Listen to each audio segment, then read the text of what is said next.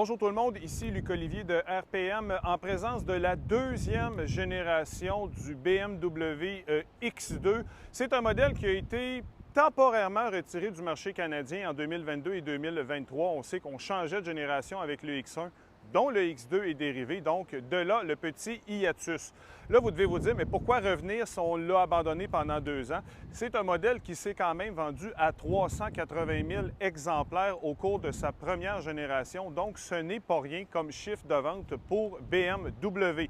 C'est un modèle qui est très populaire et qui est dans le bas de la gamme aussi, donc ça permet une accessibilité à la gamme BMW pour bien des gens, tout en ayant un style un peu plus affirmé que ce qu'on retrouve du côté du X1. Évidemment, on est à l'école de BMW, donc on a des traits caractéristiques qui sont très évidents, notamment la grille de calandre avec les 2 narines. Dans le cas de la version M35 telle que j'ai à l'essai, vous avez un éclairage de Dell. On retrouve bien évidemment les 2 bandes typiques dans les phares de BMW. Et il faut savoir que la version à l'essai, en fait, toutes les versions du X2 viennent avec des Dell de série, donc phares très puissants, caractéristiques qu'on aime beaucoup du côté du constructeur. Toute la devanture est complètement différente de ce que l'on a du côté du X1. En fait, l'ensemble de la carrosserie est différent et ça lui permet de se distinguer encore plus.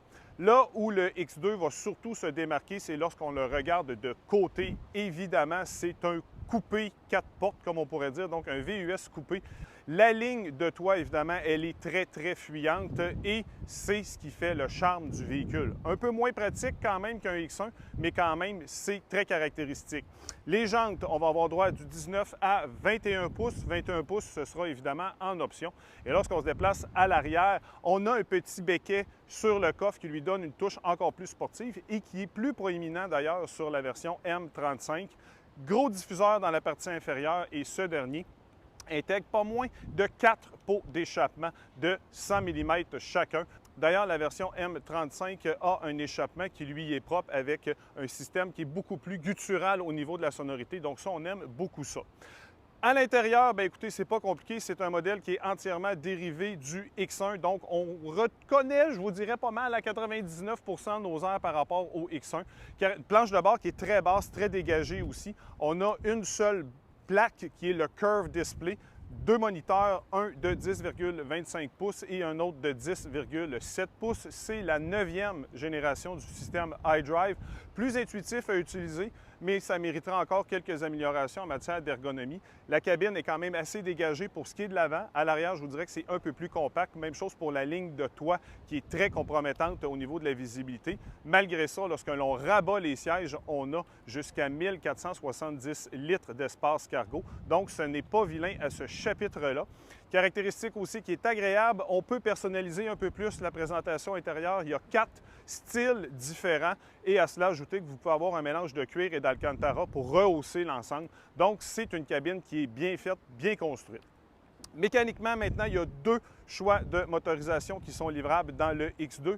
Vous avez la version 28 de base qui vient avec un 4 cylindres 2 litres turbo-compressé de 241 chevaux et 295 livres-pieds de couple, ou encore le modèle que j'ai à l'essai, le 35, qui est sensiblement le même bloc, mais quand même légèrement modifié. Et là, vous avez 312 chevaux et vous maintenez le même niveau de couple à 295 livres-pieds. Transmission automatique à double embrayage, 7 rapports, ça c'est de série, mais elle est légèrement modifiée pour ce qui est du modèle M35 pour qu'elle soit un petit peu plus incisive. Et d'ailleurs, vous avez des modes de conduite aussi qui vont vous permettre de rendre le véhicule un petit peu plus joueur. xDrive, c'est de série aussi sur le X2. Il faut savoir que la distribution de la puissance peut aller de 50 % à l'arrière, 50 % en avant. Donc, c'est une distribution qui est somme toute assez classique. Étant avec un modèle légèrement modifié par M, on a aussi droit à une direction qui est plus sportive et des suspensions adaptatives dans le modèle M35 qui rend la conduite beaucoup plus agréable, beaucoup plus incisive. D'ailleurs, c'est un produit BMW un peu à la sauce M. Donc, je peux vous dire que le comportement routier du véhicule est vraiment impeccable. On aime le fait que l'empattement soit un peu plus long que sur l'ancienne génération. Donc, le produit est beaucoup mieux assis sur la route.